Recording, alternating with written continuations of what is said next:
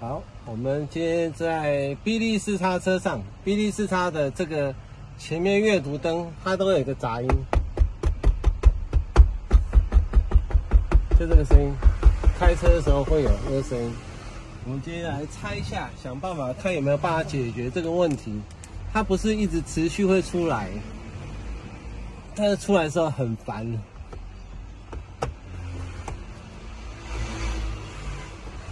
我们用这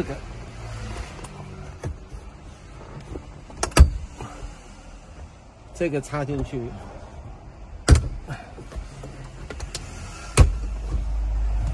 它在4个角落有一个塑胶纽扣，就这4个，很紧，很不好拉。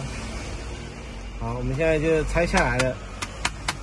可能要分解才找得出来它的原因是在哪边。好 ，OK。